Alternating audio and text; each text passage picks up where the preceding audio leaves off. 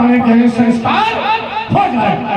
ऐसा सभी लोग चाहते हैं कि और एक आप ऐसे पापी, एक आप ऐसे पापात्मा, एक आप ऐसे दुराचारी, एक आप ऐसे व्यभिचारी, एक आप ऐसे पाखंडी, एक आप ऐसे राक्षसी प्रवृत्ति के व्यक्तित्व के आगमन से इस समाज को बिगड़ने का कार्य हो रहा है। इसलिए अपरत्व के नाते रावण जी आपको एक मौका दे रहा हूं, आपसे कहना चाहता हूं कि अपने मन में कलुषित कुभावनाओं को आश्रय न दें, अपनी घोषणा पर पुनर्विचार करें, धनुष का खंडन होने दें, राजा जनक का पुनर्पूरण होने दें, लाडली सीता का पाने गए संस्कार होने दें, क्योंकि ये मानव समाज है, आप जैसे राक्षसों की समाज नहीं। रावण जी ये मानव समाज है, आप जैसे राक्षसों की समाज नहीं। और आप भी जब इस मानव समाज में आ गए हैं तो मानवता का व्यवहार करें।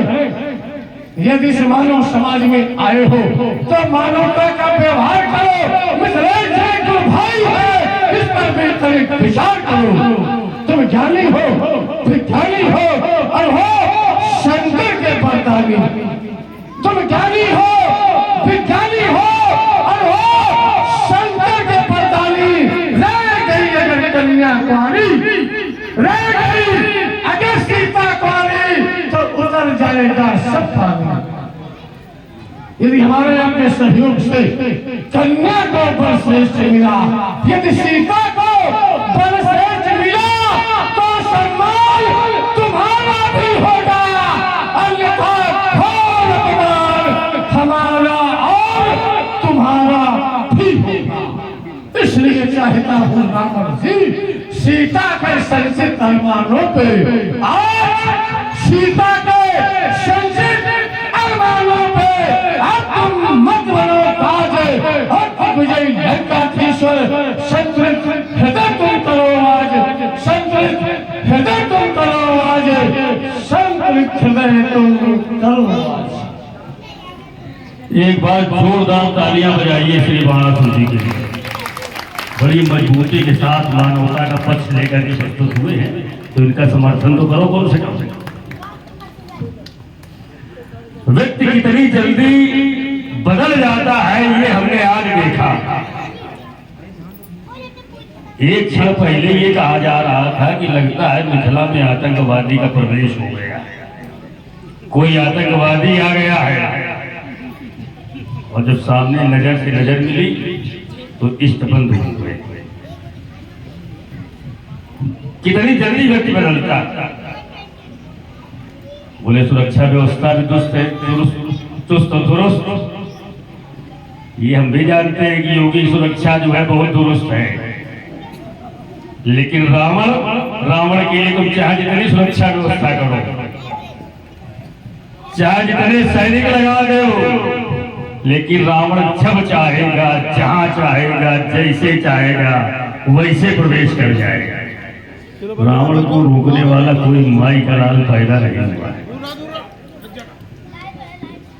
जानता हूं कि सीरत ध्वज के द्वारा प्रण किया गया है, सोई पुरारी को दंड कठोरा, राज समाज आज जो तोरा, तो त्रिभुवन जय समेत बैदे ही विनय विचार करो हट। ये राजा जनक की प्रतिज्ञा है। इसमें देखो एक बहुत महीन चोट हम कर रहे हैं, क्योंकि कुछ लोग ऐसे दिखाई पड़ रहे हैं जो सुनने वाले हैं, तो बहुत महीन काम लगा रहे हैं। हाँ समझो बिल्कुल। राजा ने जो प्रतिज्ञा की है कि सोई पुराण को दंड कठोरा, अर्थात वही भगवान शिव का धनुष जो बहुत कठोर है, यही भाव इसका हुआ। तो राज समाज आज जोई तोड़ा, इन राजाओं की समाज में जो कोई भी उसे तोड़ देगा। तो ये जो जोई शब्द इसमें आया है ये एक वचन है, आज जोई तोड़ा। ठीक, एक वचन का प्रयोग किया गया ग्रंथ में कि आज जोई तोड़ा। तो एक एक व्यक्ति आवे और इस पर अपना शक्ति परीक्षण करे, रावण कोई विरोध नहीं करेगा। लेकिन एक वचन देना होगा, आपको भी देना होगा, समाज को भी देना होगा, यहाँ के राजा को देना होगा कि एक से बढ़ करके अगर अधिक लोगों ने इस बल प्रयोग किया तो फिर कोई बचेगा भी नहीं। बताओ, ये वचन दोगे हमको? कोई ये वचन देने को तैयार है कि केवल एक एक आदमी आवे बल प्रयोग करे? लेकिन एक से अधिक एक साथ अगर बल प्रयोग किया गया तब, चाहे ये वचन राजा जनक दे दे, चाहे मिथिला की समाज की प्रामाणिकता कर दे, एक आदमी आएगा, एक से बढ़ करके नहीं आएगा तो हम अपनी बात वापस लेकर के चले जाएंगे। लेकिन अगर एक से अधिक लोगों के द्वारा बल प्रयोग किया गया तो फिर गड़बड़ है। तो पहले आपस में समझौता कर लो कि राजा ने जो प्रतिज्ञा की वहीं तक सीमित रहेगा कि नहीं। अगर वहीं तक सीमित रहे तो ठीक, और अगर एक से अधिक लोगों ने बल प्रयोग किया तो फिर रावण की खुली चुनौती है कि जो लंका पद से टकराएगा वो चूर चूर हो जाएगा, फिर चाहे राजा हो चाहे महाराजा हो। सीरत ध्वज के सहयोगी अभिनंदन, सीता परिणय तुम करो आज, किंतु प्रलयंकर शंकर के आयुध पर तुम मत बनो बाज, तुम मत बनो बाज। क्यों? क्योंकि गुरु पिनाक का दंड जनक कर न सका इनका सम्मान, बढ़ेगा उसके संग सुकुमारी, उठा जो कर्षित करे कमान, नहीं इसको कहते सम्मान। रचाई सुंदर विमल वेदिका और धर दिया दांव की बाजी पर, हो गई मूंग वैदेही भी कुछ कह न सकी राजी बाजी पर। तो धनुष यज्ञ तो हो चुका, ये धनुष यज्ञ तो हो चुका, अब मिथिला में होगा समर यज्ञ, जनक न होगा, रह जाएंगे सारे सजे साज। सीरत ध्वज के सहयोगी बलिनंदन, सीता परिणय तुम करो आज, किंतु प्रलयंकर शंकर के आयुध पर तुम मत बनो बाज, तुम मत बनो बाज। आपकी बुद्धि हो गई है खराब, इसलिए आए आए साए राय जो मन में आ रहा कहते चले जा रहे हो। ये भी ज्ञान नहीं आपको कि किसके सम्मुख खड़े हो।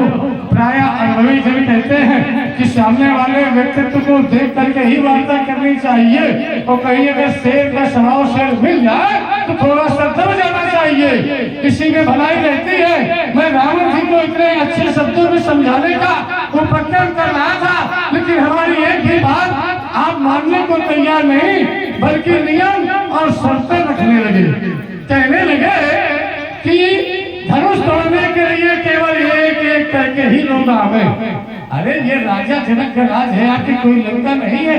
ये राजा जनक का संविधान है, वो एक एक को बुलाते हैं कि दो दो को बुलाते हैं कि 1000 लोगों को एक साथ लगा देते हैं।